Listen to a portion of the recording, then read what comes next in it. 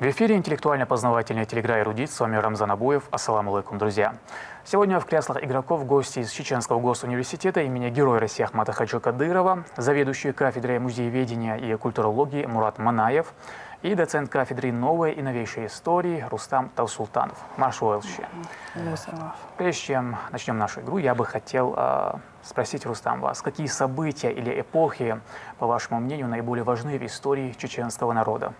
Если говорить об истории, если углубиться в историю, то это, безусловно, и 18 век, были, правда, и ранние периоды, но мы возьмем 18 век, это эпоха шейха Мансура, это и 19 век, безусловно, всеми нами известная Кавказская война. Почему именно Кавказская война является, вот, этот период является важной эпохой для нашего народа? Так как в этот период основные военные действия Кавказской войны производились на территории Чечни, а именно с 1840 года, когда оформился имамат на территории Чечни. И вот на протяжении 19 лет столица имамата сначала Дарго, потом Ведено, они находились на территории Чечни. И именно с 1840 года и особенно с 1850 года все основные военные действия производились на территории Чечни. 40-е годы это и Ичкеринский поход, это и Даргинская экспедиция. В Даргинской экспедиции чуть было не погиб сам главнокомандующий, наместник на Кавказе Воронцов.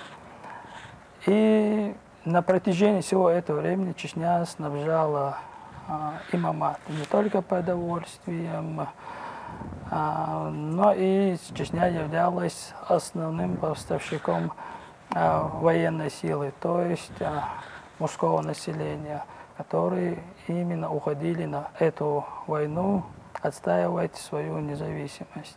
И поэтому я считаю, вот этот период такой тяжелый, 19-летний период. Были до этого тоже немало событий, были после этого немало событий. Но именно вот этот период, и особенно 50-е годы, когда предпринимались карательные экспедиции вглубь Чечни, это было очень тяжелое время для чеченского народа. Но чеченский народ выстоял. И поэтому, вот, учитывая все эти факторы, я считаю, это действительно важным периодом нашей истории. Хорошо, Рустам. Мурат, а какие книги вы можете порекомендовать для чтения по истории? Ну, для чтения по истории, в первую очередь, я бы порекомендовал бы из научной литературы историю Чечни с древнейших времен до наших дней. Книга в 2 томах. Из примерно литературы, художественной литературы, параллельно там и история хорошо рассматривается. Книга Абузара Айдамирова «Долгие ночи».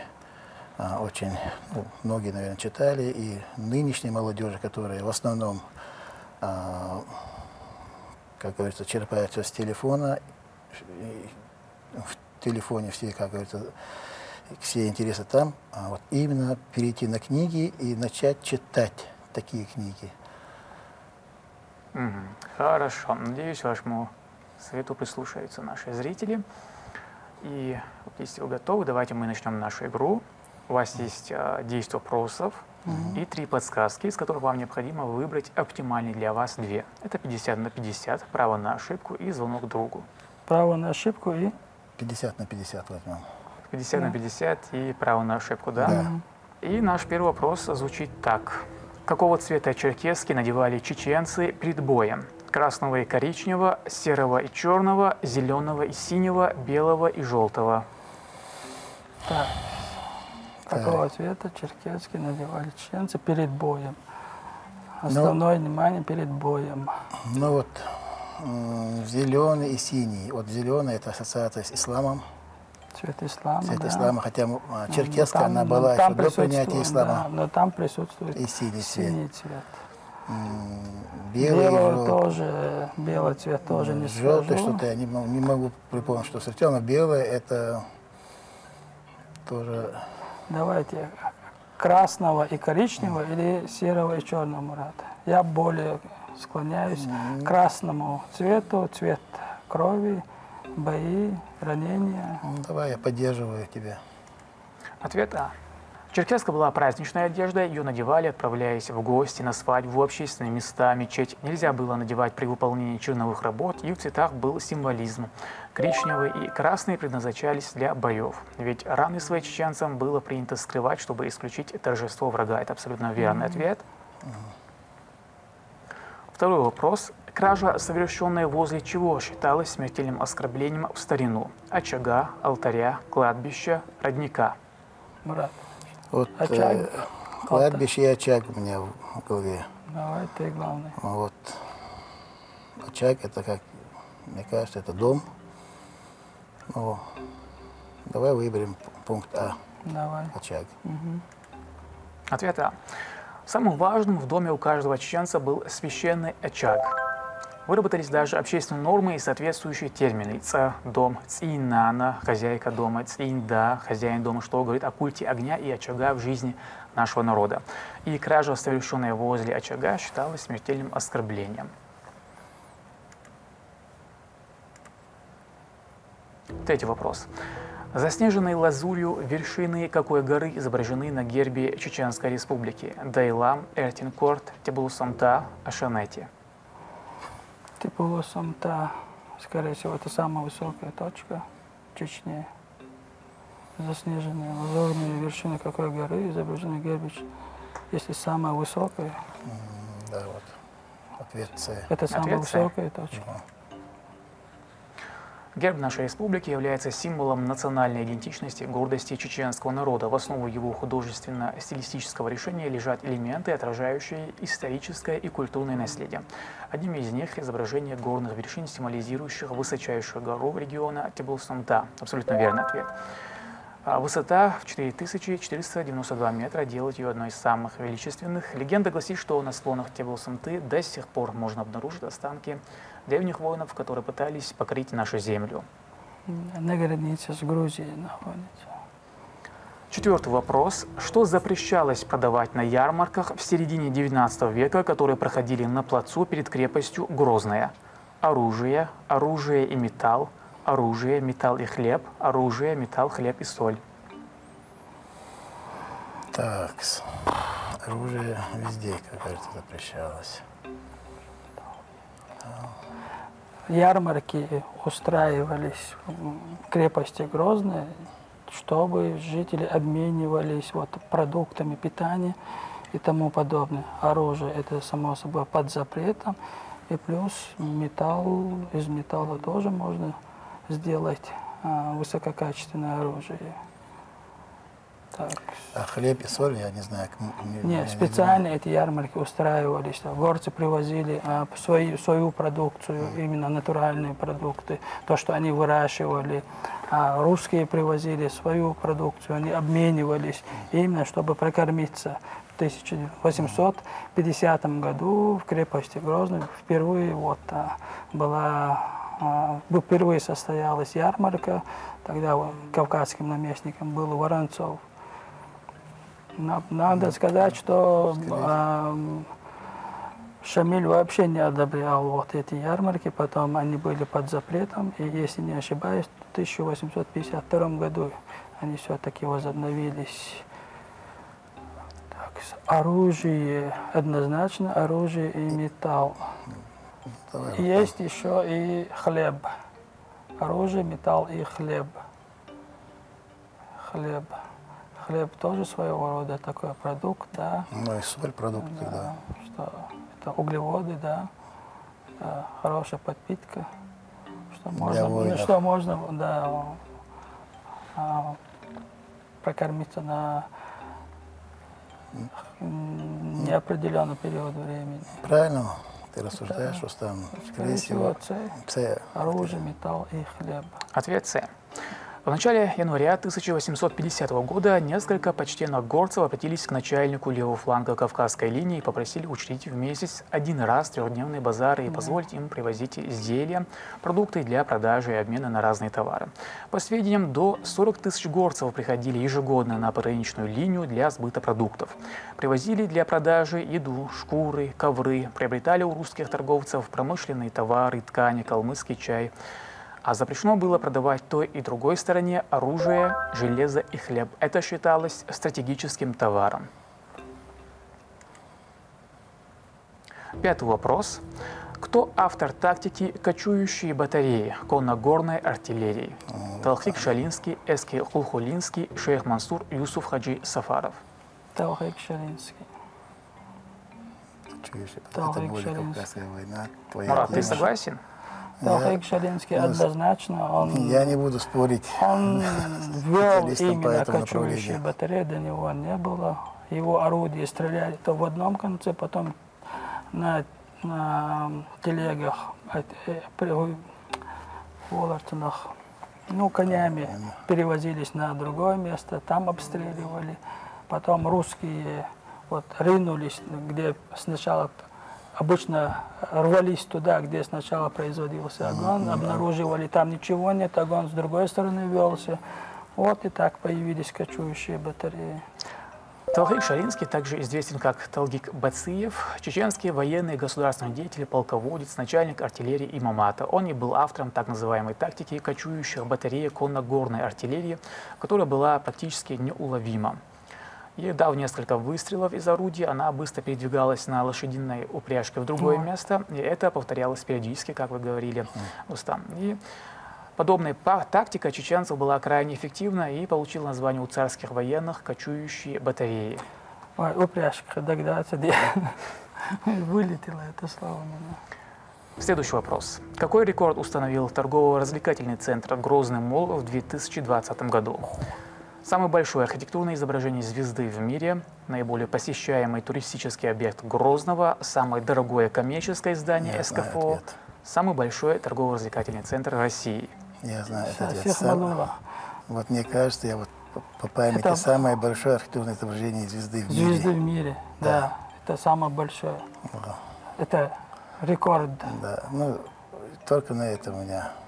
Другие не подходят. Ответ А. Торгово-развлекательный центр «Грозный молл» официально зарегистрировали как самое большое архитектурное изображение восьмиконечной звезды. Установлен мировой рекорд в 2020 году в День города Грозный. Сертификат в торжественной обстановке выдал главный редактор книги рекордов России Станислав Коненко. Абсолютно верный ответ. 3-4 дня назад в машине проезжали Грозный молл. Вот самая большая звезда, восьмиконечная звезда в мире установлена. И седьмой вопрос. Какое первоначальное название носил бульвар Махмуда Эсамбаева? Дундуковская, Граничная, Михайловская, Александровская. Так, давайте принципом убирать. Граничная улица – это менее Путина. Да. Михайловская – это Первомайская. Нет, Александровская – это Первомайская. Михайловская – это сейчас Ларсанова. Дундуковская. Граничная улица шла параллельно Дундуковской улице. Соответственно, только Дундуковская остается. Граничная улица – это последняя улица тогда была. Это Дундуковская, одна из первых улиц Грозного. Первоначально она была названа в честь командующего Кавказским военным округом и главноуправляющего гражданской частью на Кавказе Дандукова-Корсакова. И в 1930 году получила имя Сталина. В 60-е она была переименована в проспект Революции, и в 2003 году бульвар был переименован в честь Махмуда Эсамбаева. Абсолютно верный ответ. Восьмой вопрос. В честь кого была названа первая Грозненская мечеть, построенная после распада СССР? Лени Арсанова, Али Митаева, шейха Мансура, Кунта Хаджи Кишиева. Да будет возвышена его святость. После распада, так, Собордила. Первая Грозненская мечеть Лени Арсанова, которая сейчас находится вот где... она сейчас действующая мечеть. В центре дома. Она была центральная, была Денитер, Дарья Арсана, Денитер, думаю, шейха Мансура у нас был аэропорт в то время. Ну вот Дени Арсанова у меня только. У вас есть, в принципе, две подсказки, которые вы не использовали. Кунта Хаджи. Давай 50 Кунта на Хаджи, 50. да? Да, 50 на 50. 50 на 50. Да. Уберите два неверных варианта ответов. И у вас остается С и Д. С и Д, да?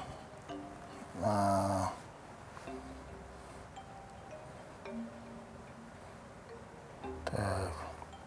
Шейх Мансур. Шейх Мансур Хидут, а Кунт Хаджи Кишиев, да, или Тайотсон, я не могу вспомнить, не знаю. Шейх Мансур.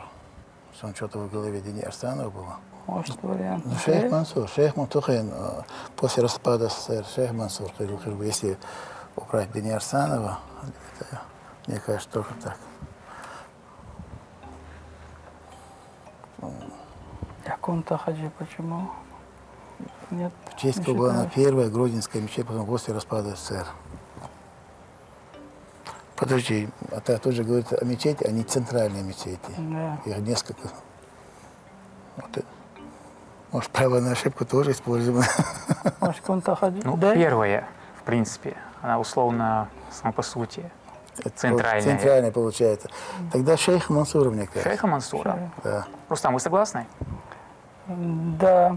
Так сложно, да, протяжно, да. В начале 1930-х годов в рамках антирелигиозных гонений первая Грозненская мечеть была разрушена. После этого при СССР в Грозном святыни не было долгое время, вплоть до распада страны. И лишь в 1990-м в столице нашей республики началось строительство мечети имени шейха Мансура, чеченского национального героя. Абсолютно верный ответ. Построена она была к 1993 году, пережила 2 чеченские войны, хотя и сильно пострадала в них. Восстановили ее в 2000 году. 9-й вопрос. Кто является автором произведения «Когда познается дружба»? Абузар Айдамиров, Арби Мамакаев, Саидбей Арсанов, Халид Ашаев.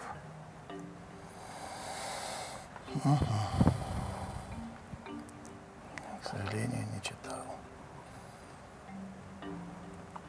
Когда познается дружба. Такс.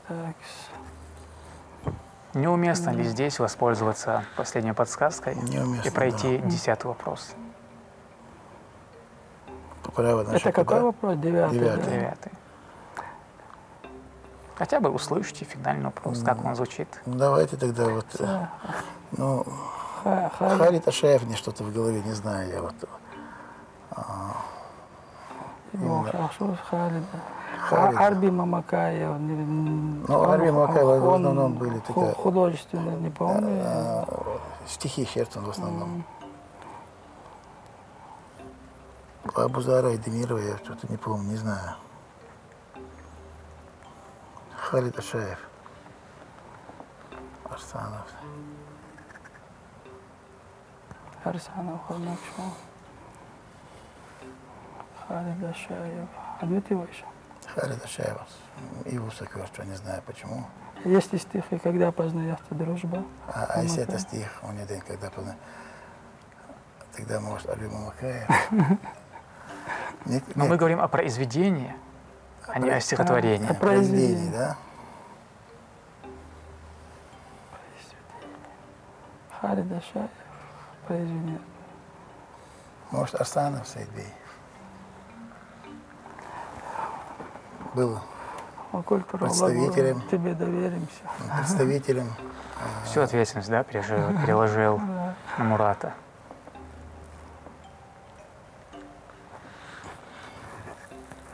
Давайте, если справа на ошибку, не Саидбей Арсанов. Саидбей Арсанов. Крупнейшим произведением Арсанова стал изданный в 1956 году исторический роман «Когда познается дружба», повествующий о революционной борьбе народов СССР. Над ним автор работал более 30 лет, и это абсолютно верный ответ. Первые главы начали публиковаться еще в 1930-е годы. Роман получил тогда еще много положительных отзывов от маститых писателей. И 10-й финальный вопрос. Как вы думаете, про что он будет? Трудно даже представить. Может, про современность? Про современность, да? Тут такой разнобой. 10-й вопрос звучит так. Какой тейп получил название из-за своей военной специализации? Цой, Ширди, Пешой, Дишний. Ну тут тейп моих ненхой, Ширди. Ширди, точно. Да, Какой это, тейп получил название из-за своей? Ширди. Ширди, это военный тейп. Цой, Пешой, Дишний. Не, ну Ширди точно. Какой тейп? Там один вариант. Да, один вот. какой тейп получил название из-за своей военной специализации. Ширди. Это Б. Ширди. Ширди был. Ну, Ответ Б. Ответ Б, да, Ширди. Да, это Свое Ширди название точно. тейп мог взять от местности, реки или села, где проживали его представители. В семантике некоторых можно углядеть название профессии. Были среди чешских тейпов и те, которые получили название в силу военной специализации. По мнению исследователей, Ширди происходит от Ширдолг, пращник, вооруженный пращой. Праща – гибкое, жесткое или комбинированное метательное военное или охотничье орудие, которое предназначено для метания камней или специально изготовленных пуль. Абсолютно верный ответ. Да, Ширди точно. Вы абсолютные победители, я вас поздравляю, на самом деле блестящая игра и небольшие подарки от нашей телерадиокомпании. Спасибо большое. Спасибо, Баркал. Спасибо, что пригласили на эту увлекательную, интересную игру, познавательную игру. Даже я не могу передать внутреннее, вот это у меня, как говорится, первое такое вот интервью, можно сказать, перед камерами. Это очень сложно, но